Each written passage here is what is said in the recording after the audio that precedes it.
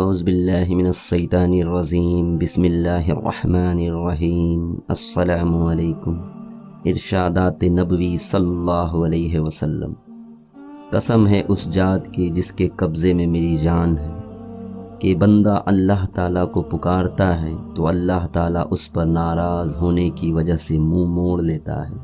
وہ پھر پکارتا ہے، اللہ پھر منہ موڑ لیتا ہے۔ وہ پھر پکارتا ہے تو اللہ تعالیٰ اپنے فرشتوں سے کہتا ہے کہ میرے بندے نے میرے سوا کسی اور کو پکارنے سے انکار کر دیا، لہٰذا میں نے اس کی دعا منظور کر لی۔ بہتر ہے وہ شخص جو دیر میں خفا ہو اور جلد راضی ہو جائے، اور بدتر ہے وہ شخص جو جلد غصہ میں آ جائے اور دیر سے راضی ہو۔ مجھے غریبوں میں تلاش کرو، کیونکہ غریبوں کے ذریعے سے ہی تمہیں مدد اور روزی ملتی ہے۔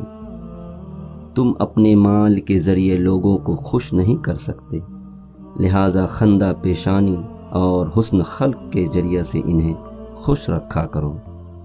دو بھیڑیے جو ریور میں چھوڑ دیے جائیں اس قدر فساد برپا نہیں کرتے جس قدر انسان کی دولت اور مرتبہ کی حرص اس کو دنیا میں فساد ڈالتی ہے۔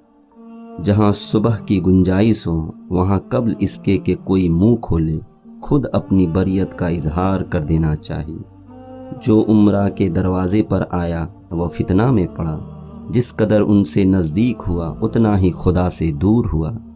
جس نے جنگل میں سکونت اختیار کی وہ علم و عقل سے خالی رہا، جو شکار کے پیچھے لگا رہا وہ غافل ہوا۔ اپنی کمائی پاک رکھو، تمہاری دعا قبول ہوگی۔ سچی اور میٹھی بات بھی ایک صدقہ ہے۔ جو شخص اپنے ظالم کو بددعا دے دیتا ہے وہ اپنا بدلہ لے لیتا ہے۔ انسان خدا اور خدا اس کا راز ہے۔